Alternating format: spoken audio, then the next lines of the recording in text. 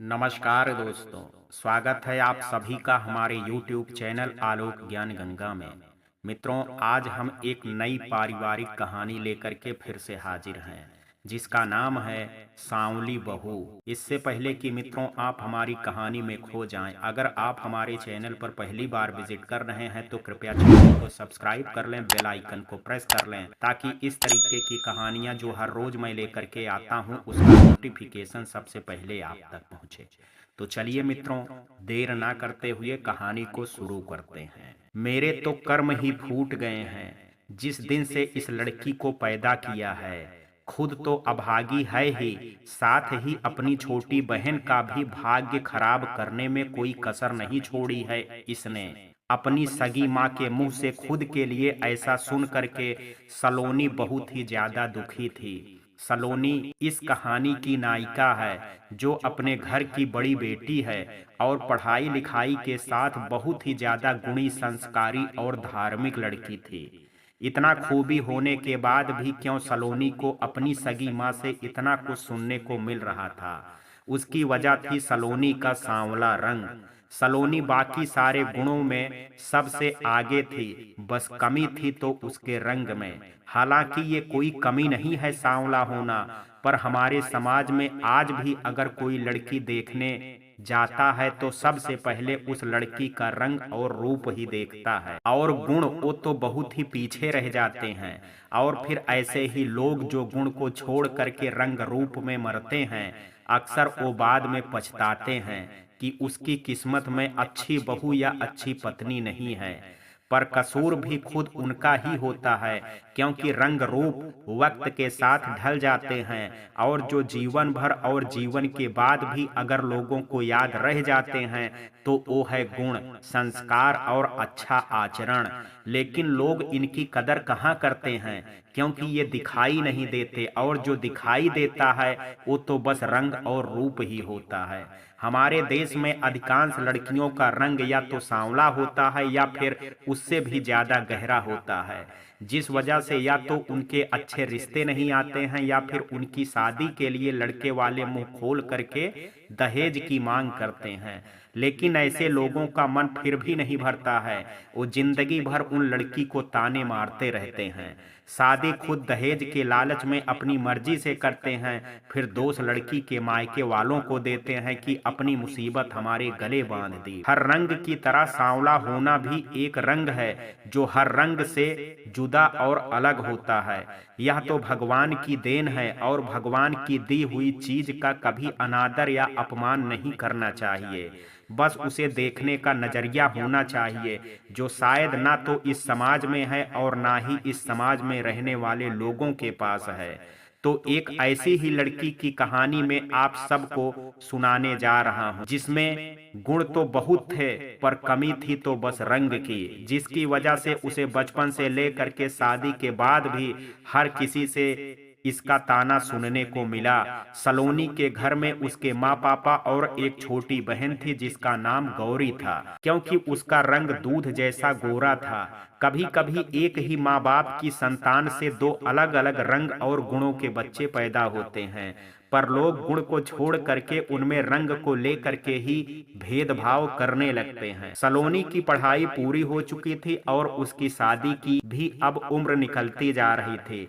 घर वालों से ताना न सुनने को मिले, इसलिए उसने पास के ही स्कूल में बच्चों को पढ़ाना शुरू कर दिया था, जिसने वो अपने खर्चे के लिए अपने माँ पापा पर बोझ ना बने। वहीं गौरी अभी अपना ग्रेजुएशन पूरा करने वाली थी, पर वो इतनी गोरी और सुंदर थी कि आए दिन उसके लिए रिश्ते आते ही रहते थे। पर हर बार उसका रिश्ता इस वजह से नहीं हो पाता था कि पहले सलोनी बड़ी थी तो उसकी शादी होनी चाहिए, उसके बाद गौरी की। सलोनी के लिए भी उसके माँ पापा 3 साल से रिश्ता ढूंढ रहे थे, पर हर बार या तो सलोनी के रंग की वजह से रिश्ता टूट जाता या फिर खूब दहेज की वजह से। और इस बात से अब सलोनी की माँ, जिनका नाम रेणुका था, वो इस बात से सलोनी से चिढ़ा करते थे। रंग में अंतर होने की वजह से रेणुका जी के दोनों बेटियों के प्रेम में भी अंतर था। वो सलोनी को कम और गौरी को ज्यादा महत्व देती थे, क्योंकि वो जब भी कभी बाहर जाती तो सलोनी और गौरी को साथ ले जाती। पर जब सलोनी को छोड़ करके गौरी की ही बड़ाई करते, जिससे धीरे धीरे रेणुका ने अपने साथ सलोनी को ले जाना बंद कर दिया और सिर्फ गौरी को ही उनकी बेटी बन करके रह गई। सलोनी के पिता ने कभी भी दोनों बेटियों के बीच फर्क नहीं किया, बल्कि वो अपनी पत्नी रेणुका के इस भेदभाव को देख करके सलोनी को ही ज्यादा प्रेम करते थे। वो अपने हिस्से के साथ साथ रेणुका के हिस्से का भी प्यार सलोनी को देने की कोशिश करते थे। माँ के प्यार में अंतर होने का परिणाम ये हुआ कि सलोनी की छोटी बहन गौरी भी अब सलोनी से नफरत करने लगी थी और उम्र में छोटी होने के बावजूद भी वो सलोनी को हर बात पर ताना ही मारती रहती थी, जबकि वो सिर्फ रंग रूप में ही सलोनी से आगे थी, बाकी हर काम में पीछे। ना वो पढ़ाई लिखाई करती, ना उससे घर का कोई काम आता था और ना ही वो संस्कारी और ना ही धार्मिक थी। हर वक्त बस वो खुद को ही साज सज्जा में लगाए रहती थी और रेणुका भी हमेशा गौरी की ही गलती पर सलोनी को डांटती थी। उसे लगता था कि कहीं सलोनी की वजह से गौरी का भविष्य भी काला ना हो जाए, इसलिए वो सलोनी को बिल्कुल भी पसंद नहीं करती थी और हर वक्त उससे चिढ़ती रहती थी और खरी खोटी सुनाने में भी तो वो कभी कोई कसर ही नहीं छोड़ती थी। और आज भी कुछ ऐसा ही हुआ था, जिसकी वजह से रेणुका के सिर से पानी ऊपर जा चुका था और आज वो सलोनी को घर से निकाल ही देना चाहती थी। आज फिर एक बहुत बड़े बिजनेसमैन के लड़के का रिश्ता गौरी के लिए आया था। लड़का गौरी की सुंदरता से इतना प्रभावित हो गया था कि दहेज लेने की जगह वो गौरी की शादी का खर्चा भी खुद उठाने को तैयार था। पर उसी वक्त अचानक से सलोनी स्कूल से घर लौट रही थी और उसे गौरी के इस रिश्ते के बारे में कुछ भी पता नहीं था, इसलिए वो अचानक ही लड़के वालों के सामने आ गई और उन्होंने सलोनी को देख करके पूछा कि ये कौन है। तब रेणुका कुछ बोल पाती कि उसके पहले ही सलोनी के पिता ने बोल दिया कि ये मेरी बड़ी बेटी सलोनी है। और तभी लड़के की मां ने रेणुका को बहुत ही ज्यादा भला बुरा सुनाया कि आपने कहा था कि आपकी सिर्फ एक ही बेटी है गौरी, फिर ये क्या सौतेली बेटी है आपकी। तब रेणुका ने कहा कि नहीं, ये मेरी सगी बेटी है। तब लड़के की मां को और भी ज्यादा आश्चर्य हुआ कि कोई अपनी सगी बेटी के बारे में इतना बड़ा झूठ कैसे बोल सकता है। उन्होंने जब रेणुका और गौरी पर झूठा होने का इल्जाम लगाया तो रेणुका ने आखिर में उन्हें सच बता दिया कि उन्होंने सलोनी के बारे में उन लोगों से इसलिए नहीं बताया था क्योंकि सलोनी का रंग सांवला है और इस वजह से कहीं गौरी का रिश्ता ना टूट जाए। और इस जवाब को सुन करके खुद लड़के ने ही इस रिश्ते के लिए ना बोल दिया, क्योंकि उसकी नजरों में रंग को लेकर के कोई भेदभाव नहीं है। पर जिस घर में वो रिश्ता करने जा रहे हैं, वो जिस घर की लड़की अपनी बहू बनाने जा रहे हैं, अगर उनकी सोच ही इतनी घटिया है तो वो लोग ये शादी बिल्कुल भी नहीं करना चाहते और उन्होंने इस रिश्ते के लिए ना बोल दिया, जिसका परिणाम ये हुआ कि अब रेणुका और गौरी ने इस रिश्ते के टूट जाने का कारण सलोनी को मान लिया, जबकि ये रिश्ता खुद रेणुका और गौरी की गंदी सोच और गिरी हुई हरकत की वजह से टूटा था। अभी इस रंग की वजह से सलोनी को और कितना कुछ सुनना बाकी था। सलोनी के घर का झगड़ा अब चार दीवारी से बाहर जा चुका था और आसपास के लोग अब उनकी बातें सुनने लगे थे। सलोनी के पिताजी बार बार रेणुका को ये समझाने की कोशिश कर रहे थे कि जो कुछ भी हुआ वो तुम्हारी घटिया सोच और नीच हरकत की वजह से हुआ है। इसमें मेरी बेटी का कोई दोष नहीं है, भगवान के लिए उसको कोसना बंद करो। पर रेणुका थी कि कोई बात सुनने को तैयार ही नहीं थी और कोने में बैठी गौरी भी बस जोर जोर से रोए जा रही थी और किचन में बैठी सलोनी ये सब कुछ सुन करके खुद को कोस रही थी कि भगवान ने उसे पैदा ही क्यों किया। जब उसके पैदा होने से उसके घर वालों को ही दुख मिल रहा है, उसके माँ बाप के बीच झगड़ा हो रहा है, तो ऐसा जीवन उसके लिए अमृत के समान था। सलोनी के माँ पापा का झगड़ा बहुत देर तक चलता रहा और आसपास के लोगों के लिए मुफ्त का तमाशा चल रहा था। फिर उस भीड़ में एक अधेड़ औरत रेणुका के पास आई और अंदर से उसके घर के दरवाजे को बंद कर लिया। वो औरत मोहल्ले में ही रहती और सलोनी के पापा और माँ उनको अपनी बड़ी बहन के समान मानते थे। वो दोनों ही उनकी बड़ी इज्जत करते थे और हर बड़े फैसले में पहले उनका मार्गदर्शन जरूर लेते थे। उन्होंने रेणुका को बहुत समझाया कि इस तरह घर की बातों को सरेआम सुनाना अच्छा नहीं होता। तू खुद इस घर की मान मर्यादा है और तेरी दोनों ही बेटियां इस घर की इज्जत हैं, और कोई अपने घर की इज्जत का ऐसे थोड़े ना तमाशा बनाता है। और जो हो गया सो हो गया। अब तेरे रोने गाने से थोड़ी ना वो लड़के वाले वापस आ करके गौरी का हाथ मांग लेंगे। और वैसे तू मुझे बता, ये तूने क्यों किया था? अगर तूने अपनी छोटी बेटी के लिए रिश्ता ढूंढा था और उन्हें घर पर बुलाया था, तो ये बात तूने सलोनी को क्यों नहीं बताई?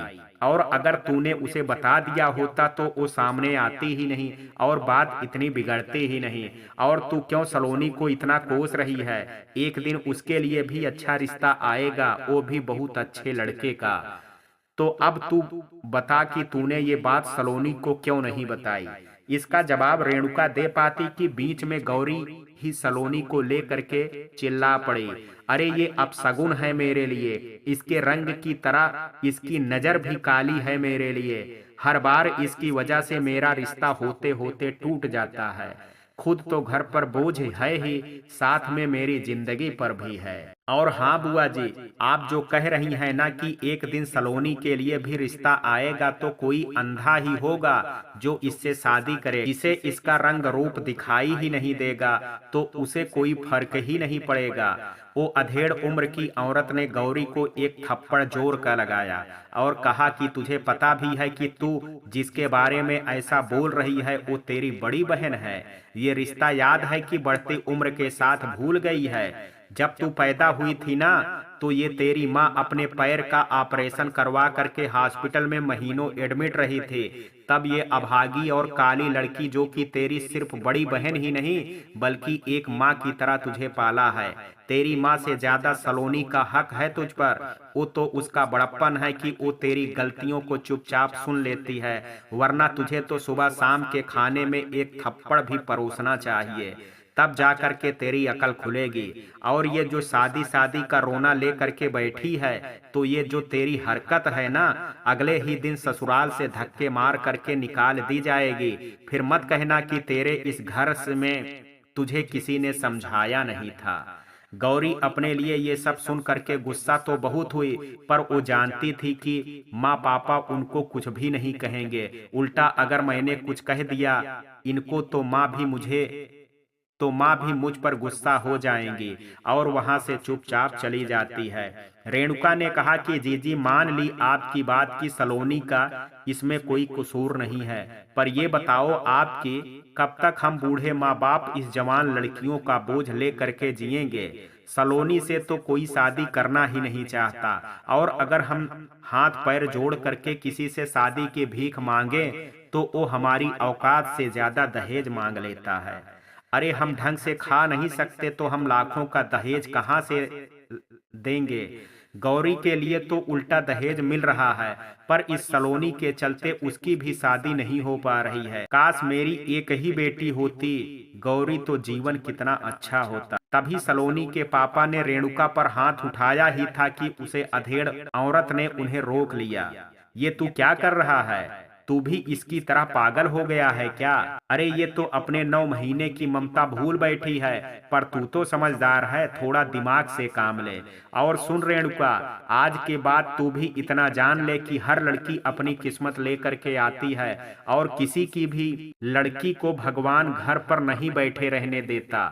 अभी सलोनी बिटिया का सही वक्त नहीं आया है, पर तू देखना उसकी शादी गौरी से भी अच्छे परिवार में होगी, और वो लड़का सलोनी के साथ साथ उसके सांवले रंग से भी प्यार करेगा। तब तुझे अपनी कही हर बात का पछतावा होगा। और वो वहां से चली गई।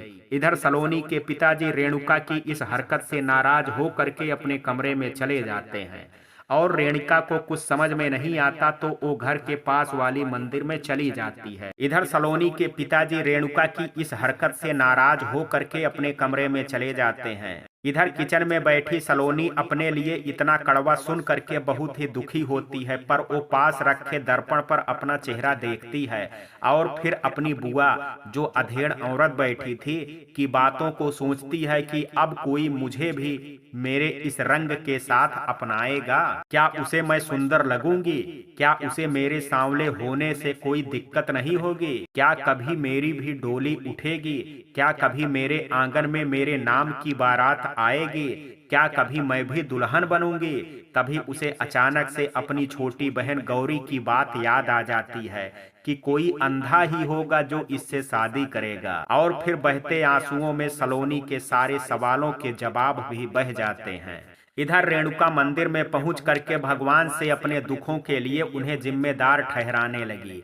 उनके आगे बैठ करके आंसुओं के झरने बहाने लगी। तभी पंडित जी आए और रेणुका से उसके दुखों का कारण पूछा। रेणुका ने उदास मन से पंडित जी को अपनी सारी व्यथा सुनाई। पंडित जी ने उसे प्रसाद दिया और अपना आशीर्वाद देते हुए कहा कि चिंता मत करो बेटी, जिस भगवान ने मुसीबत में डाला है वो ही तुझे इन मुसीबत से बाहर निकालेंगे भी, बस उन पर भरोसा रखो। इतना कह करके पंडित जी अपनी पूजा में लग जाते हैं। इधर मन का बोझ हल्का करके रेणुका भी अपने घर के लिए जाने लगी कि तभी उसे एक औरत ने आवाज दी, अरे बहन सुनो, मुझे आपसे कुछ बात करनी है। रेणुका ने कहा कि मैं आपको नहीं जानती और मैंने आपको इस मंदिर में भी पहली बार देखा है, तो आप मुझे कैसे जानती हैं? उस औरत ने रेणुका से कहा कि मैं मालिनी हूँ, मैं भी यहीं पास में ही रहती हूँ, पर मंदिर रोज रोज तो नहीं, पर कभी कभी जरूर आती हूँ। रेणुका ने दुखी मन से ही झूठी मुस्कान दे करके उसे कहा कि अच्छा, पर आपको मेरे से क्या काम है?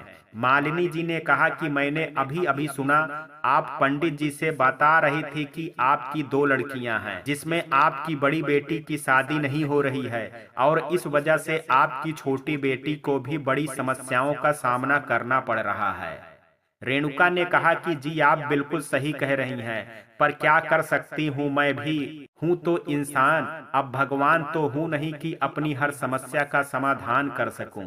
तब मालिनी ने कहा कि जी कहा तो आप ठीक रही हैं कि आप भगवान नहीं हैं, पर भगवान किसी न किसी को हर किसी की समस्या का समाधान करने के लिए किसी न किसी इंसान को भेज ही देते हैं, और आपकी जिंदगी में वो इंसान मैं हूँ, रेणुका जी। रेणुका ने आश्चर्य से मालिनी की तरफ देखा और कहा कि आप, पर कैसे, और आप मेरी मदद क्यों करना चाहती हैं, जबकि मैं आपको जानती भी नहीं हूँ ठीक से? मालिनी ने कहा कि हाँ रेणुका जी, मैं आपकी समस्या जो कि आपकी बड़ी बेटी से आपको है वो हमेशा हमेशा के लिए दूर कर दूंगी। आपके बाद आप अपनी छोटी बेटी की शादी जैसे चाहें वैसे करवा सकती हैं। इतना सुनते तो रेणुका जैसे खुशी से झूम उठी और उसने कहा कि क्या ये सच है?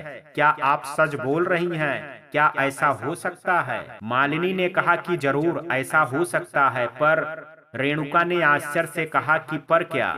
मालिनी ने कहा कि पर आपको अपनी बड़ी बेटी की शादी एक अपाहिज लड़के से करनी होगी। इतना सुनते ही रेणुका का मन कांप गया और वो कुछ देर तक चुपचाप खड़ी रही। मालिनी ने कहा कि क्या हुआ रेणुका जी, आप इतनी खामोश क्यों हो गई हैं? रेणुका ने कहा कि बहन जी माफ करना, मैं ही अपनी लालच में थोड़ा बह गई थी, पर मैं अपनी बेटी की शादी किसी अपाहिज से नहीं करवाऊंगी। माना कि वो मेरे दुखों की वजह से है, पर मैंने उसे जन्म दिया है, मैं उसका जीवन अपने ही हाथों नर्क नहीं बना सकती। मुझे माफ करिए और मुझे अब जाने दीजिए।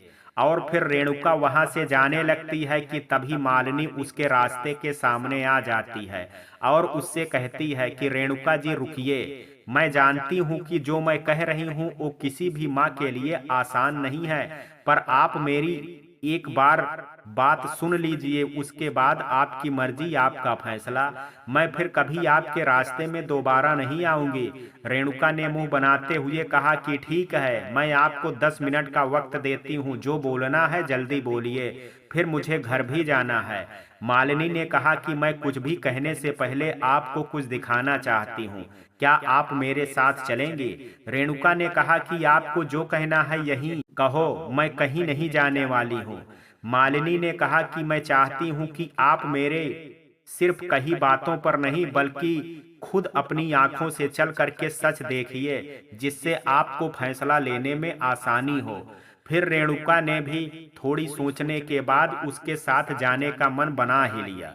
कुछ दूर जाने के बाद मालिनी रेणुका को एक बंगले के बाहर ला करके खड़ा कर दी। रेणुका ने कहा कि ये आप मुझे कहाँ ले आई हैं? ये तो आलीशान बंगला है। मालिनी ने कहा कि अभी तो क्या रेणुका जी, ये तो बस शुरुआत है। अभी तो अंदर चलिए, आपको सब धीरे धीरे समझ आ जाएगा। फिर रेणुका और मालिनी उस बंगले के अंदर गई, जहां लाखों के सामान और वस्तुओं से भरा पूरा घर रोशन हो रहा था। इतना देखते ही रेणुका की तो जैसे आंखें फटी की फटी रह गई। मालिनी ने फिर एक नौकर को बुला करके उसके कान में कुछ कहा और वो नौकर अंदर चला गया। थोड़ी देर बाद एक 40-50 साल का आदमी वहां पर आया, जो व्हील चेयर पर बैठा हुआ था। उसे देख करके रेणुका को लगा कि शायद ये लड़के का पिता है और ये भी अपाहिज है। मालिनी ने उस आदमी को गले लगाया और कहा कि मैं आपको किसी से मिलवाने लाई हूँ। और फिर मालिनी ने रेणुका की तरफ देखा और सोफे में बैठने का इशारा किया। रेणुका ने उस आदमी को देख करके नमस्ते किया। फिर मालिनी के कान में धीरे से पूछा कि ये कौन है?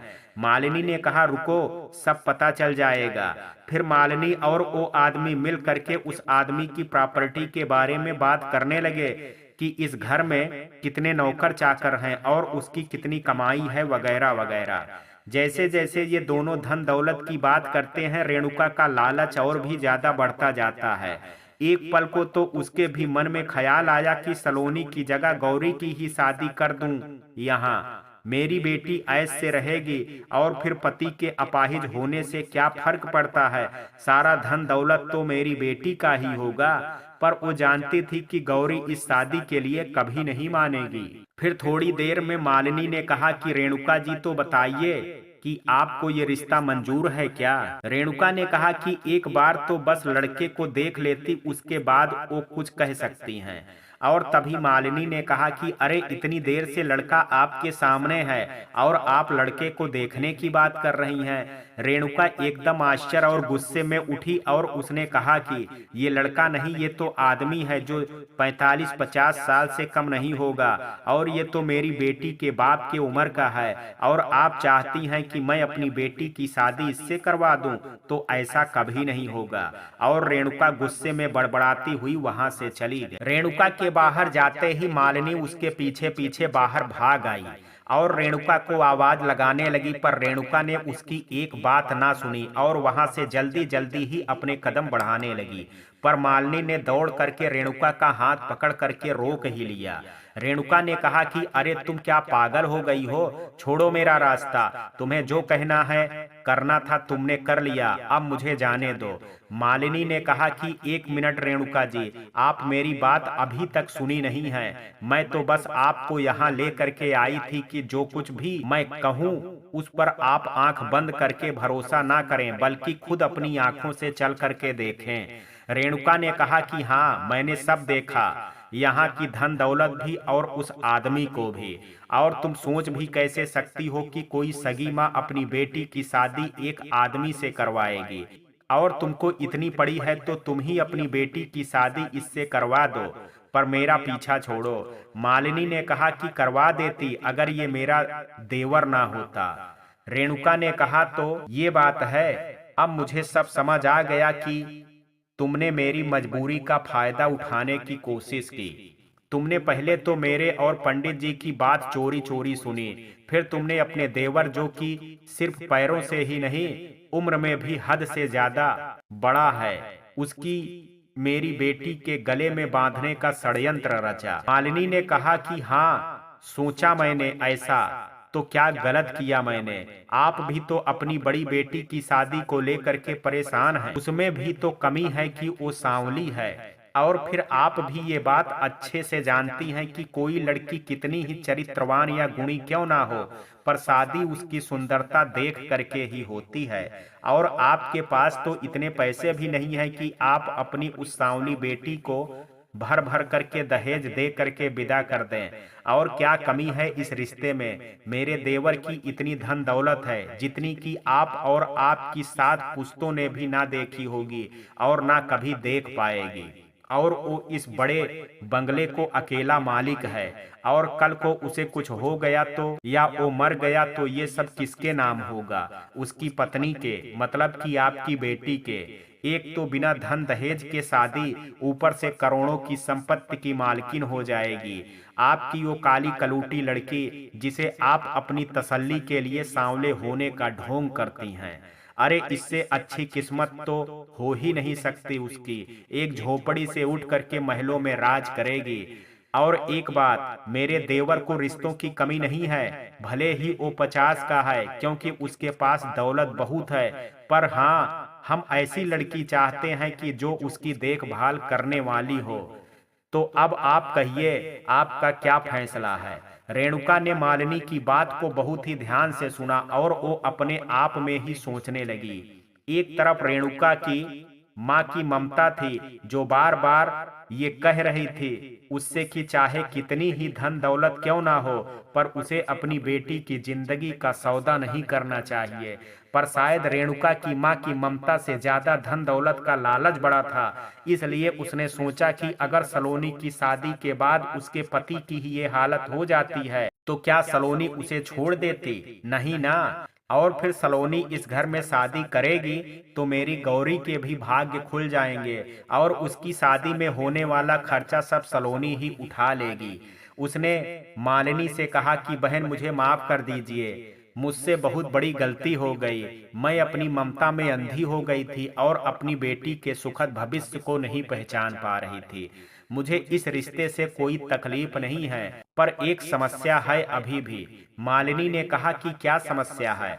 रेणुका ने कहा कि मेरे पति, सबसे बड़ी समस्या तो वही है। वो हमारी सलोनी से बहुत प्यार करते हैं और वो उसकी शादी कभी भी अपनी उम्र के आदमी से नहीं होने देंगे। मालिनी ने कहा कि आप चिंता मत करिए, पहले आप भी तो नहीं मान रही थी, पर सच अपनी आंखों से देख करके आपने भी तो अपना फैसला बदल लिया ना। वो भी इस बात को समझ जाएंगे। रेणुका ने कहा कि नहीं, वो बहुत ही स्वाभिमानी इंसान हैं। मेरे पति वो नहीं देख पाएंगे जो मैं अपनी बेटी के लिए देख रही हूँ, एक सुखद भविष्य। और मालिनी जी, उनके रहते सलोनी की शादी होना नामुमकिन है। तो मालिनी ने कहा कि अगर ऐसी बात है तो उनके बिना हम सलोनी की शादी करवा देंगे। रेणुका ने कहा कि क्या, पर बिना बाप के बेटी की शादी ऐसे कैसे हो सकता है? और मेरे पति को जब ये पता चलेगा तो वो इस शादी को कभी नहीं मानेंगे। मालिनी ने कहा कि अरे रेणुका जी, अब हर चीज आपके मन की नहीं हो सकती है। आपको अपनी बेटी की शादी भी करनी है, फिर इस शादी में बाप भी चाहिए, फिर इस शादी के हो जाने के बाद की चिंता। आप ये सब इतना मत सोचिए, मैं हूं ना। और वैसे भी हम ये शादी बहुत ही सिंपल तरीके से करेंगे, एक मंदिर में जो आपके घर से दूर होगी, जिससे आपके आसपास के लोग, आपके पति तक को ये खबर नहीं पहुंच पाएगी। और बात रही आपके पति की, तो उसका भी इलाज है मेरे पास। बस आप इस रिश्ते के लिए अपना फैसला बताइए, बाकी सब मुझ पर छोड़ दीजिए।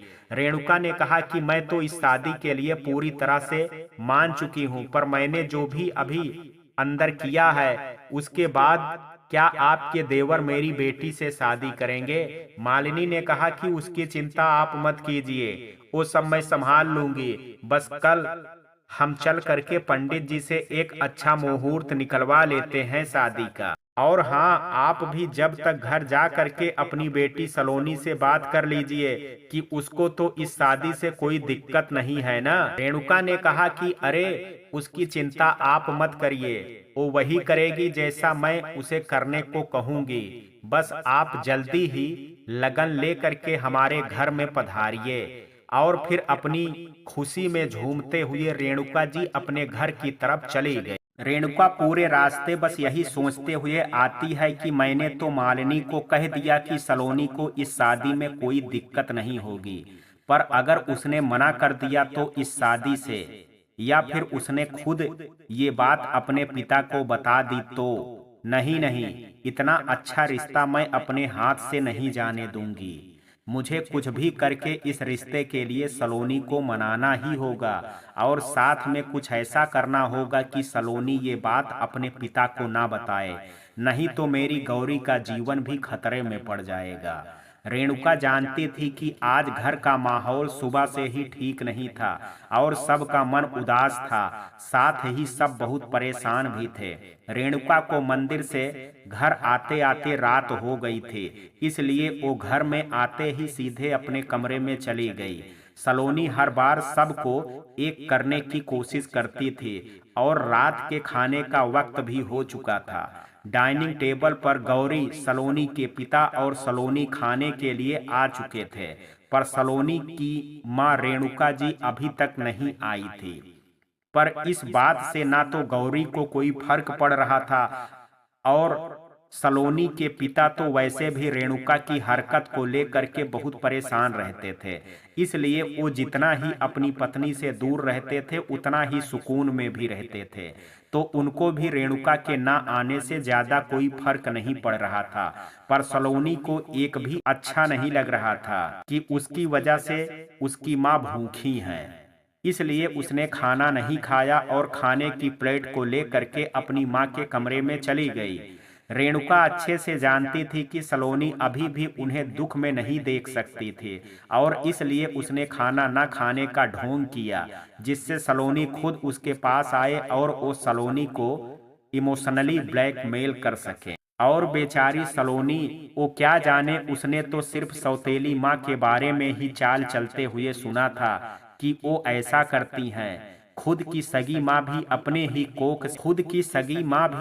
ही कोख से जन्मी दो औलादों में भेद करेंगी, वो कहाँ जानती थी। इसलिए वो रेणुका को मनाने उनके पास गई और फिर दूर खड़े हो करके उसने कहा कि माँ, आप ठीक तो हैं? आप खाना खाने भी नीचे नहीं आई हैं, इतना नाराज हैं क्या मुझसे? रेणुका ने सलोनी से दूसरी तरफ मुंह कर लिया। सलोनी ने कहा कि माँ, आप चाहें तो मुझे मार लें, जितना भला बुरा सुनाना है सुना लें, पर आप मुझसे मुंह मत फेरिए। मैं कितनी अभागी हूँ माँ, जो अपने ही माँ पापा के दुखों का कारण बनी हुई हूँ। मुझसे तो कोई शादी भी नहीं करना चाहता कि मैं उसके साथ ही इस घर से दूर हो जाऊं और आपके जीवन से मेरा काला साया हटे। माँ, आप परेशान मत हो, आप जहाँ चाहें गौरी की शादी कर दीजिए। मैं ही इस घर को छोड़ करके चली जाती हूँ, और फिर जब मैं ही नहीं रहूंगी तो मेरा अस्तित्व भी नहीं रहेगा। तब आपको गौरी की शादी करने में कोई दिक्कत नहीं होगी। बस माँ, अभी खाना खा लीजिए, अपने आप को इतनी तकलीफ मत दीजिए। रेणुका ने कहा कि तू सच में चाहती है कि गौरी की शादी धूमधाम और अच्छे परिवार में हो जाए, या फिर तेरी वजह से जो मेरे और मेरे पति के बीच में दूरियां आई हैं वो खत्म हो जाएं और मैं तुझे दिल से गले लगा लूं? इतना सुन करके सलोनी अपने माँ के पैरों के पास बैठ करके रोने लगी और उसने खुशी से कहा, हाँ माँ, मैं यही चाहती हूँ। रेणुका ने कहा कि एक रास्ता है, अगर तू मान जाए तो ऐसा हो सकता है जैसा मैं बोल रही हूँ। सलोनी ने कहा कि क्या है वो रास्ता माँ, आप मुझे बताओ, मैं उस रास्ते में चलने को तैयार हूँ। रेणुका ने कहा कि वो रास्ता कठिन बहुत है। सलोनी ने कहा कि जो रास्ता मेरे माँ पापा और बहन की खुशी तक जाता है, वो कितना भी मुश्किल क्यों ना हो, मैं उस पर चलने को तैयार हूँ। रेणुका ने कहा, वचन देगी तू मुझे? सलोनी ने कहा, हाँ, मैं वचन देती हूँ। रेणुका ने कहा, सोच लो सलोनी, अगर तूने वचन दे दिया तो तुझे फिर हर हाल में ही वो काम करना ही होगा। सलोनी ने कहा कि माँ, आप परेशान मत होइए, मैं सब कुछ करने को तैयार हूँ, आप बस वो काम बताइए। रेणुका ने कहा कि ठीक है, पर तुझे मेरी कसम खानी होगी कि तू इस बारे में अपने पिता को कुछ नहीं बताएगी। सलोनी अपनी माँ की इस बात को सुन करके थोड़ा डर गई कि ऐसा भी क्या है जो मुझे अपने पिता से छिपाना पड़ेगा। रेणुका ने कहा कि क्या हुआ, तुम तो अभी से ही चुप हो गई, अभी तो बहुत उछल उछल करके बोल रही थी कि मैं सब कुछ करने को तैयार हूँ, फिर अब क्या हो गया? सलोनी ने अपने मन में उठे सवालों को तुरंत ही विराम लगाया और अपनी माँ को कहा कि मैं आपकी कसम खाती हूँ माँ, मैं पापा को कुछ भी नहीं बताऊंगी। रेणुका का मकसद अब आधा तो पूरा हो चुका था। बस अब सलोनी शादी के लिए हाँ बोल देती तो फिर रेणुका जो चाहती थी उसे पूरा होने में कोई रोक नहीं सकता था। रेणुका ने कहा कि मैं आज जब शाम को मंदिर गई थी तो बड़ी ही नेक औरत मुझे मिली थी, जिसने तेरे लिए एक बहुत ही पैसे वाले लड़के का रिश्ता बताया। और तू यकीन नहीं करेगी सलोनी, जब मैं उस घर पर पहुंची तो वो घर नहीं बंगला था, बंगला जैसे हम फिल्मों में देखते हैं वैसे। और उस लड़के की करोड़ों की संपत्ति है, वो भी वो अकेला है, मतलब कि उसके सारे पैसे तेरे ही हो गए। तू इस घर में बहुत कष्ट सही है मेरी बच्ची। अगर तू उस लड़के से शादी कर लेगी तो तू महलों की रानी बन जाएगी। सलोनी ने कहा कि जब इतना ही अच्छा रिश्ता है माँ, तो आप गौरी की शादी क्यों नहीं वहाँ करा देती हैं? मेरे राज करने से ज्यादा उसका जीवन भर सुखी रहना जरूरी है। रेणुका को सलोनी की ये बात अच्छी नहीं लगी और उसने मन में सोचा कि मेरी अकल क्या घास चरने गई है, जो अपनी बेटी को अपाहिज के गले बांधूंगी, जिससे वो हर समय बस उस आदमी की नौकरानी बन करके रह जाए। रेणुका ने झूठी मुस्कान का दिखावा करते हुए कहा कि मैंने भी यही सोचा था सलोनी, पर तू बड़ी है ना, इसलिए पहले तो तेरी ही शादी करनी होगी, उसके बाद गौरी की। सलोनी ने कहा हाँ माँ, आप ठीक कह रही हैं। गौरी के ज्यादातर रिश्ते इसलिए टूटे कि वो मुझसे छोटी थी और जब तक बड़ी की शादी ना हो तो छोटी की शादी में बहुत दिक्कत होती है। पर माँ, जब सब कुछ इतना अच्छा है रिश्ते में तो फिर इस रिश्ते को पापा से छिपाने की क्या जरूरत है? पापा भी इतना अच्छा रिश्ता सुनेंगे तो आपसे बहुत ज्यादा ही खुश हो जाएंगे। रेणुका ने कहा कि हाँ, रिश्ता तो अच्छा है सलोनी, पर लड़के में एक प्रॉब्लम है। और फिर रेणुका ने इतना कह करके अपना सिर नीचे कर लिया। सलोनी घबरा करके अपनी माँ का हाथ पकड़ करके बोली, माँ आप दुखी मत होइए, कहिए क्या दिक्कत है लड़के में? रेणुका ने कहा कि सलोनी, वो दरअसल लड़का दोनों पैरों से अपाहिज है। और इतना सुन करके तो सलोनी के पैरों से जमीन ही खिसक। सलोनी अपनी माँ की बात सुन करके कुछ कह पाती कि रेणुका ने अपना ड्रामा शुरू कर दिया। वो आंखों में ढेर सारे आंसू ले करके सलोनी के आगे हाथ जोड़ करके रोने लगी कि सलोनी, इस रिश्ते के लिए मना मत करना मेरी बच्ची। वो भले ही अपाहिज है पर उसका दिल और संपत्ति बहुत बड़ी है। जरा सोच सलोनी, अगर तूने ये शादी कर ली तो हम सबके भाग्य खुल जाएंगे और गौरी की शादी फिर हम बड़ी ही धूमधाम से करा सकते हैं। और तेरे पापा का लाखों का कर्जा जो बैंक से लिया हुआ है वो पल भर में ही खत्म हो जाएगा और हम सब खुशी खुशी अपना जीवन बिताएंगे बेटा। और बात रही अपाहिज होने की, तो अगर यही तेरे पति के साथ शादी के बाद होता तो क्या तू अपने पति को छोड़ देती? नहीं ना। फिर इस रिश्ते के लिए हाँ कर दे मेरी बच्ची। देख सलोनी, आज तक तुझसे मैंने कभी कुछ नहीं मांगा, पर आज तेरे सामने झोली फैला करके एक औरत भीख मांग रही है अपने पति और अपनी बेटी के लिए।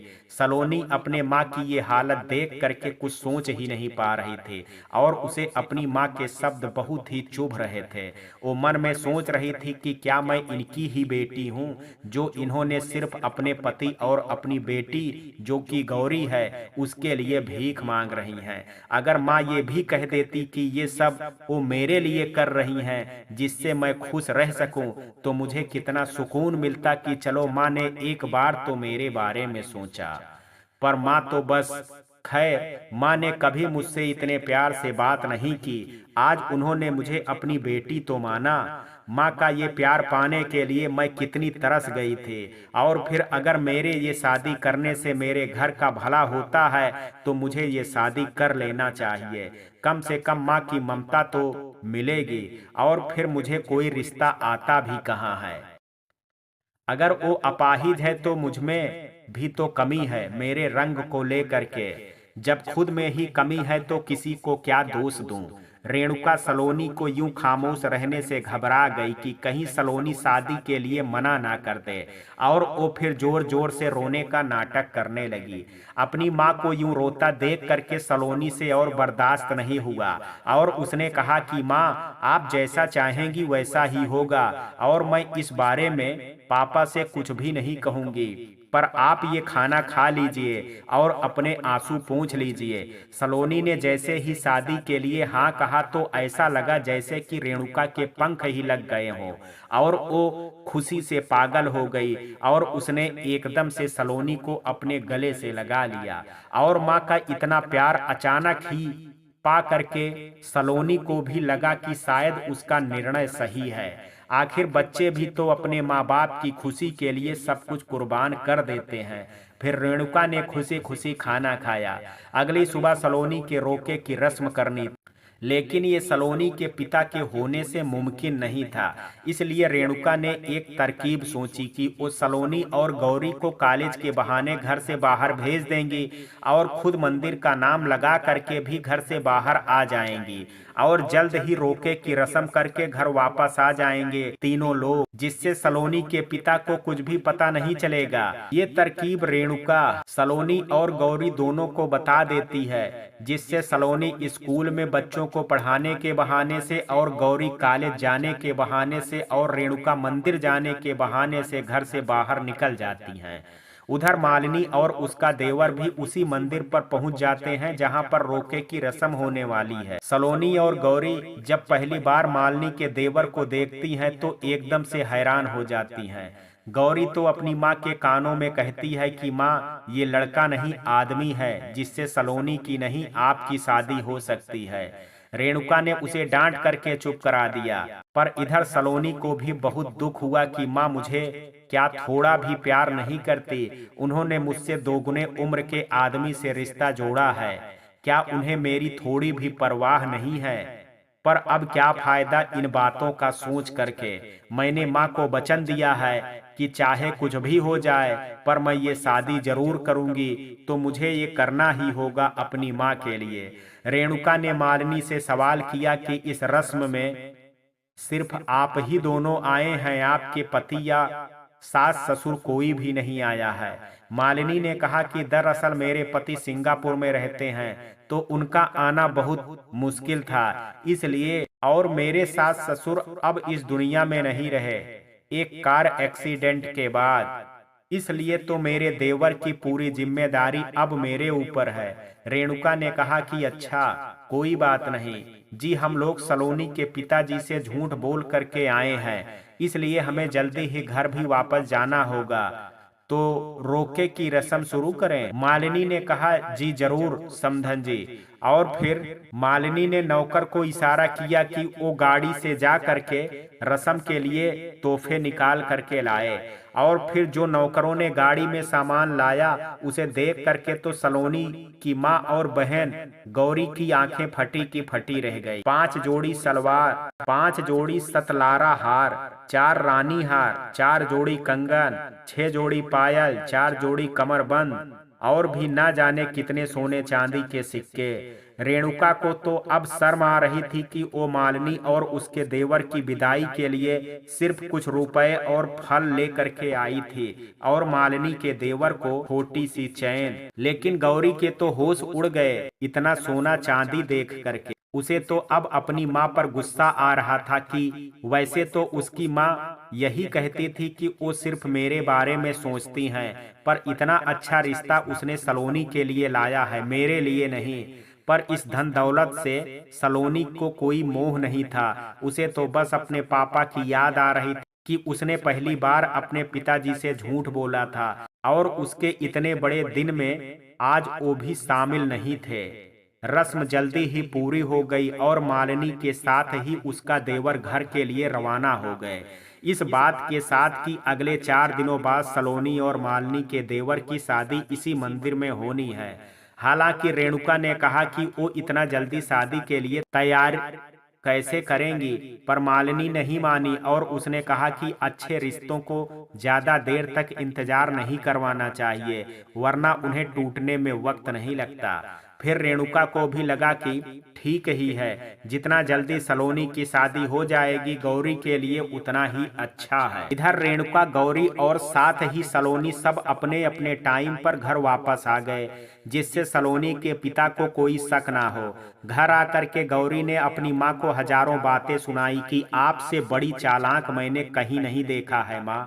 रेणुका ने कहा कि तुम ये सब क्या कह रही हो बेटी। गौरी बहुत गुस्से में थी। उसने कहा, अच्छा माँ, आप हमेशा मुझे ये सपने दिखाती रही हो कि आप मेरी शादी इतने बड़े परिवार में करोगी जहाँ मैं महलों में रहूंगी, 10-12 नौकर होंगे मेरे आगे पीछे, मैं रानी बन करके पूरे घर पर राज करूंगी, और जब ये करने का मौका आया तो आपने ये रिश्ता सलोनी को दे दिया।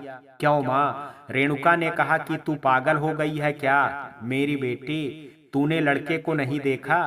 तेरे बाप की उम्र का है वो, और पैरों से भी अपाहिज है, तो उसके साथ कैसे जिंदगी भर रहती मेरी बच्ची?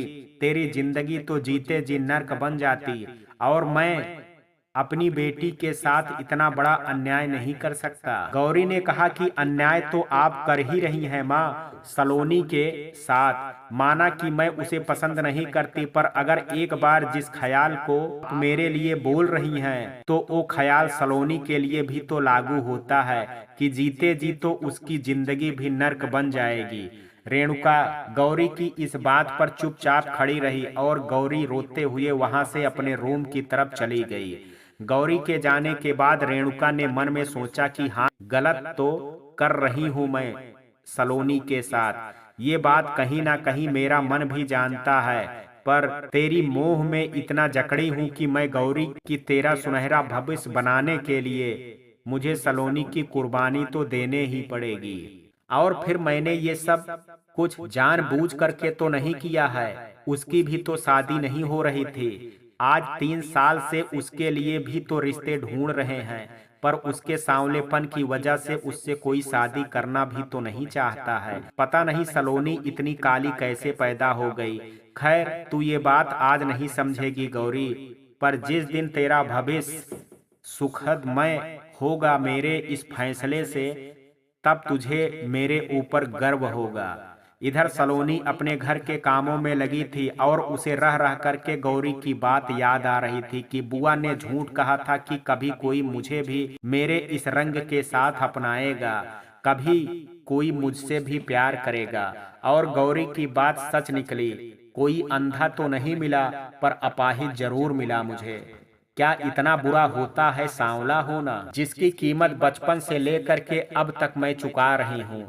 छोटी थी तब काली काली कह करके लोग चिढ़ाते थे। स्कूल में भी कोई मुझे अपना दोस्त नहीं बनाना चाहता था। दुकान भी अगर जाऊं तो दुकानदार भी मेरे रंग को लेकर के मुझे कपड़े दिखाता था। आखिर सांवला होना क्या इतना बुरा होता है जो हर वक्त मेरा मजाक बनाता आया है। आज मेरे जीवन का इतना बड़ा दिन था। भले ही इस फैसले से मैं खुश नहीं थी, पर मेरे पापा का आज के दिन ही मेरे साथ ना होना मेरे लिए कितना कष्टदायी था। वो एक ही इंसान है जिन्होंने बचपन से लेकर के अभी तक मेरा साथ दिया है, हर मुश्किल से मुझे लड़ना सिखाया, और आज वो ही मेरे जीवन के सबसे कीमती लम्हों में मेरे साथ नहीं है। ये कैसी विडंबना है मेरे भगवान, ये कैसी सजा है जो आपने मुझे दी है। क्यों मुझे गौरी की भांति सुंदर और गोरा नहीं बनाया, तो आज मैं भी अपनी माँ की ममता की हकदार होती। और उसके आंखों से आंसुओं की धारा बहने लगी। अगली सुबह मालिनी का फोन रेणुका को आया कि वो उससे मिलना चाहती हैं। सलोनी की शादी के बारे में कुछ बात करना है। इधर मंदिर का बहाना बना करके रेणुका मंदिर चली गई। वहां जाकर के मालिनी ने कहा कि आपको याद तो है ना कि आज से 3 दिन बाद सलोनी की शादी है। रेणुका ने कहा, जी हाँ, मुझे याद है। मालिनी ने कहा, आपने क्या सोचा कि आप अपने पति को क्या कह करके मनाएंगी? रेणुका ने कहा कि बस वही समझ नहीं आ रहा है कि क्या करूं जिससे सलोनी का विवाह अच्छे से हो जाए। मालिनी ने कहा, ठीक है, फिर जैसा मैं आपको कहती हूँ आप वैसा करिए, उसके बाद आपकी समस्या खत्म हो जाएगी। रेणुका ने कहा कि मुझे करना क्या होगा। मालिनी ने कहा कि आपने ही कहा था ना कि आपके पति अभी भी काम की तलाश में ही रहते हैं ना, तो आपको जा करके उन्हें मेरा नंबर देना होगा और ये कहना होगा कि ये नंबर एक बड़ी कंपनी का है जहां उन्हें जॉब मिल सकती है। और फिर जब वो इस नंबर पर मुझे कॉल करेंगे तो मैं उन्हें काम के बहाने शहर से बाहर बुला लूंगी 2 दिनों के लिए, और तब तक इधर सलोनी की शादी हो जाएगी, फिर वो कुछ भी नहीं कर पाएंगे। रेणुका ने कहा कि आपकी तरकीब तो अच्छी है, पर एक समस्या है। मालिनी ने कहा कि क्या समस्या है। रेणुका ने कहा कि अगर मेरे पति ने पूछा कि मुझे ये नंबर कहाँ से मिला है, तो मालिनी ने कहा कि आप कह दीजिएगा कि आपकी दोस्त ने आपको ये नंबर दिया है, उसका पति भी वही काम करता है और इससे उन्हें जॉब मिलने की ज्यादा संभावना है यहाँ। रेणुका ने कहा कि बस एक आखिरी सवाल आपसे। मालिनी ने कहा कि मुझे पता है कि आप क्या पूछना चाहती हैं। आप यही जानना चाहती हैं ना कि जब आपके पति दूसरे शहर जाएंगे तो वो 2 दिन के लिए कैसे हमारे प्लान में फंस करके रहेंगे। रेणुका ने कहा, जी हाँ। मालिनी ने कहा कि हम बहुत बड़े आदमी हैं, हमारे चारों तरफ बिजनेस है, हम किसी भी बिजनेस में उनको इंटरव्यू के लिए बुला लेंगे और अगर उनमें सच में कोई काबिलियत हुई तो हम उन्हें जॉब भी दे देंगे। इतना सुनते ही तो रेणुका फिर एक बार खुशी से झूम उठी और वो खुशी खुशी घर की तरफ चल पड़ी। इधर घर पहुंच करके उसने वैसा ही किया जैसा मालिनी ने कहा था, और फिर उसके पति ने भी जब नौकरी की बात सुनी तो वो भी खुश हो गया और बिना कुछ ज्यादा पता किए उस कंपनी के बारे में अगली सुबह ही निकलने के लिए तैयार हो गया। अगली सुबह जल्दी हो उठ करके सलोनी के पिताजी जॉब इंटरव्यू के लिए दूसरे शहर के लिए निकल पड़े। इधर चुपचाप बिना किसी को बताए रेणुका ने शादी की तैयारी चालू कर दी। हालांकि कई बार उसे अधेड़ उम्र की औरत को रेणुका पर शक हुआ, क्योंकि वो जब भी रेणुका से मिलती, जब वो बाहर शादी का कुछ सामान लेने जाती तो रेणुका इस अधेड़ औरत से टकरा जाती और उसे देख करके बहुत ही ज्यादा घबरा जाती और रेणुका की इस तरह हरकत पर उस अधेड़ औरत को शक होता। पर वो ये नहीं जान पा रही थी कि आखिर रेणुका छिपा क्या रही है। रेणुका जानती थी कि अगर सलोनी की शादी की बात बड़ी जीजी यानी अधेड़ औरत भी पता चला तो वो कभी भी सलोनी की शादी नहीं होने देंगे।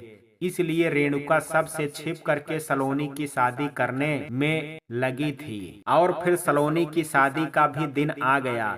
इधर रेणुका ने खुद अपने हाथों से सलोनी को दुल्हन की तरह तैयार किया और लाखों के गहने खुद अपने हाथ से पहनाया, और ये सब देख करके गौरी सलोनी से जली भुजी जा रही थी कि गौरी तो मैं हूँ, पर किस्मत इस सांवली की चमक उठी। इस मालिनी ने अपनी कार भेज दी थी जिसमें बैठ करके रेणुका सलोनी और गौरी उस मंदिर तक पहुंच गए। इधर मंदिर पहुंच करके रेणुका ने सलोनी को घूंघट लंबा कर दिया। थोड़ी ही देर में शादी की रस्म शुरू हो गई। इधर दूसरे शहर में सलोनी के पिता की अचानक से तबीयत खराब हो गई और वो 2 दिन वहां रुक नहीं पाया। पहले उसने स्टाफ में बात की कि उसकी तबीयत ठीक नहीं है और वो घर जाना चाहता है। तो जैसा कि मालिनी ने उन लोगों को बोल रखा था कि 2 दिन के पहले इस बुढ़े को वापस मत आने देना, तो कंपनी के स्टाफ ने सलोनी के पिता को जाने की अनुमति नहीं दी। पर फिर भी सलोनी के पिता का मन कुछ ठीक नहीं लग रहा था और फिर वो बिना बताए ही वहां से अपने घर की तरफ निकल पड़े थे। और जब घर पहुंचे तो वहां पर उन्हें घर पर ताला लगा हुआ मिला। पहले तो उन्होंने 2-4 घंटे घर के बाहर ही इंतजार किया कि शायद अपने अपने काम से तीनों बाहर गए हैं। पर रेणुका के लिए समस्या तब बढ़ गई जब सलोनी के पिता को याद आया कि आज तो संडे है, तो ना ही सलोनी का स्कूल होगा और ना ही गौरी का कॉलेज होगा। फिर ये तीनों एक साथ गई कहाँ है। इधर सलोनी और मालिनी के देवर की शादी की सारी रस्में लगभग पूरी हो चुकी थी और बस फेरे लेना ही बचा हुआ था। इधर सलोनी के पिता ने सलोनी के स्कूल में पता किया और रेणुका जिस मंदिर में रोज जाया करती थी वहां के भी पंडित से पता किया तो उन्होंने बताया कि रेणुका आज पिछले 5-6 दिनों से यहाँ पूजा करने के लिए नहीं आ रही है। अब सलोनी के पिता को रेणुका पर और भी ज्यादा शक हो गया कि रेणुका ने पक्का कोई ना कोई खिचड़ी पकाई है उनके पीठ पीछे, और उस जाप के लिए भी वही नंबर लाई थी, ये कह करके कि उसकी इस मंदिर में कोई सहेली है जिसने ये नंबर दिया है उसे। पर अगर वो इस मंदिर में 5-6 दिनों से आई ही नहीं है तो फिर वो नंबर उसे कहाँ से मिला। यही सब सोचते सोचते सलोनी के पिता सलोनी की बुआ यानी अधेड़ उम्र की औरत से टकरा गए। जीजा जी ने कहा कि क्या हुआ तुझे, तू इतना परेशान क्यों है। सलोनी के पिता ने कहा कि कुछ नहीं जीजी, मैं बस सलोनी की माँ को ढूंढ रहा हूँ, वो तो घर पर नहीं है, साथ ही सलोनी और गौरी भी नहीं है घर पर, और ऐसा कभी नहीं हुआ कि तीनों एक साथ घर से बाहर हों, और ऐसा कभी नहीं हुआ कि तीनों एक साथ घर से बाहर हों। जीजी ने कहा कि एक बात कहनी थी तुझे, मैं पिछले 1 हफ्ते से तेरी बीबी को देख रही हूँ, वो कुछ तो छिपाने में लगी हुई है। तेरे शहर जाने के बाद भी वो रोज ही मार्केट में कुछ ना कुछ खरीदने आती, और जब मैं मिल जाती कभी उसे रास्ते में तो वो एकदम से घबरा जाती जैसे उसकी कोई चोरी पकड़ी गई हो। बात तो उसकी सही है जीजी, मुझे तो रेणुका पर अब शक है, पर अब क्या करूं, वो कहाँ है कुछ पता ही नहीं चल रहा है। एक बार वो मुझे मिल जाए फिर दूध का दूध और पानी का पानी करूं। अगर उसकी घटिया हरकत की वजह से मेरी बेटी सलोनी को कोई दुख या नुकसान पहुंचा तो मैं आज उसे जान से मार दूंगा। औरत और माँ के नाम पर कलंक है वो। जीजी ने कहा कि अपने गुस्से को थोड़ा शांत रख और चल मोहल्ले में भी किसी से पूछते हैं, शायद किसी ने उसे जाते हुए देखा हो। सलोनी के पिता और जीजी दोनों ही अब अपने मोहल्ले में पूछताछ करने लगते हैं। तभी सलोनी के पिता का एक दोस्त उनसे टकरा जाता है और वो कहता है कि आप अभी तक पहाड़ी वाली मंदिर नहीं गए। सलोनी का पिता और जीजी उस आदमी की बात सुन करके थोड़ा हैरान हो जाते हैं। फिर सलोनी के पिता कहते हैं कि क्यों, कुछ खास है क्या वहाँ जो मुझे वहाँ जाना चाहिए था। वो आदमी बोला, अरे बलदेव, तुम भी कमाल का मजाक करते हो, पहले सबसे छिप करके अपनी बेटी की शादी वहां से कर रहे हो और फिर हमारे सामने ये नाटक। सलोनी का पिता और जीजी दोनों ही उस आदमी की बात सुन करके चौंक जाते हैं कि बेटी की शादी, पर उन्हें कुछ भी नहीं पता इस बारे में और वो ऐसा क्यों कह रहा है। उस आदमी ने बताया कि वो अभी ही अपने किसी रिश्तेदार के बच्चे का मुंडन कराने उस पहाड़ी वाली मंदिर में गया था, जहां उसने भाभी जी को अपनी दोनों बच्चियों के साथ देखा, जिसके एक दुल्हन का जोड़ा पहन करके किसी अपाहिज आदमी से शादी कर रही थी। इतना सुनते ही सलोनी के पिता और जीजी को रेणुका की चाल समझने में देर नहीं लगी और वो उस आदमी का धन्यवाद करते हुए भागते भागते उस पहाड़ी वाली मंदिर की ओर जाने लगे। इधर जब तक सलोनी के पिता और जीजी मंदिर पहुंचे, यहाँ पर शादी पूरी हो चुकी थी, साथ ही दूल्हा दुल्हन सबका आशीर्वाद ले रहे थे। और जब सलोनी के पिता ने अपनी आंखों से देखा कि जिससे सलोनी की शादी रेणुका ने करवाई है वो सिर्फ पैरों से ही अपाहिज नहीं है, बल्कि सलोनी से उम्र में भी दोगुना बड़ा है। और ये देखने के बाद उसने रेणुका को जोर से चिल्ला करके उसका नाम लिया। और रेणुका ने जब देखा कि उसका पति वहां आ पहुंचा है तो उसके तो पसीने ही छूट गए। सलोनी के पिता का गुस्सा 7वें आसमान पर था और उसने ना जगह देखी और ना लोग देखे, सीधे जा करके रेणुका को एक के बाद एक जोर जोर के थप्पड़ मारने लगा। और उसके थप्पड़ों की आवाज इतनी तेज थी कि ऐसा लग रहा था जैसे पूरे मंदिर में घंटियां बजने की आवाज सुनाई दे रही है। ये देख करके मालिनी और उसका देवर बहुत घबरा गए और शादी करने वाला पंडित तो वहां से भाग ही गया। जीजी ने सलोनी के पिता को रोकने की बहुत कोशिश की, पर वो एक तो उम्र में भी ज्यादा बूढ़ी थी, ऊपर से सलोनी के पिता का गुस्सा 7वें आसमान पर था। उन्हें रोक पाना जीजी के बस के बाहर था। पर अचानक से सलोनी ने अपने पिता को आवाज लगाई कि पापा रुकिए, माँ को मत मारिए। सलोनी के पिता ने कहा, नहीं मेरी बेटी, इस कमीनी औरत ने तेरी जिंदगी बर्बाद कर दी, इसे तो आज मैं जिंदा नहीं छोड़ूंगा, जान ले लूंगा इसकी। सलोनी ने कहा कि पापा रुकिए, आपको मेरी कसम है, आप एक बार मेरी तरफ देखिए तो सही। सलोनी की कसम ने उसके पिता के हाथ बांध दिए और जब उन्होंने पलट करके सलोनी की तरफ देखा तो वो हैरान रह गए। सलोनी सादे कपड़ों को पहन करके खड़ी हुई थी, जबकि दुल्हन के जोड़े में अभी भी कोई था। ये देख करके जीजी, रेणुका, मालिनी का देवर और सलोनी के पिता हैरान रह गए कि अगर ये शादी सलोनी की नहीं है तो फिर इस दुल्हन के जोड़े में कौन है। और तभी मालिनी ने उस दुल्हन का घूंघट उठा करके देखा तो वो कोई और नहीं, गौरी थी। गौरी को देख करके रेणुका के तो होश ही उड़ गए और वो बोली कि तू कब आई सलोनी की जगह पर और तूने इस अपाहिज से शादी क्यों की। रेणुका फिर गौरी के पास गई और जोरदार थप्पड़ गौरी के गाल पर जड़ दिया। गौरी ने रेणुका के सवाल से झुंझला करके कहा कि हाँ, मैंने सलोनी की जगह ली है, पर मैं क्या करती, अपनी ही आंखों के सामने अपना भविष्य बर्बाद होते नहीं देख सकती थी। मैं इतनी सुंदर हूँ, मुझे महलों में राज करना है, ना कि किसी 40-50 हजार कमाने वाले से शादी। और ये महारानी जिसका ना रंग ना रूप, वो इससे शादी करके ठाठ से रहें। इसलिए शादी के ठीक कुछ घंटे पहले ही मैंने सलोनी से उसकी जगह मांग ली थी और ये बेवकूफ बहन की ममता में आ करके मुझे अपना हक दे भी दी। और बात रही इस अपाहिज से शादी करने की, तो आपकी सगी औलाद है ना सलोनी भी, तो अब उसकी शादी इससे करवा सकती हैं, तो मैं क्यों नहीं कर सकती हूँ इससे शादी। और वैसे भी मंत्रों और विधि के हिसाब से ये शादी पूरी हो चुकी है, इसलिए आप माने या ना माने, मैं अब इस अपाहिज की पत्नी हूँ। इस बात पर जीजी बहुत जोर से हंसी और कहा कि रेणुका, देख लिया तूने, भगवान के घर देर है पर अंधेर नहीं।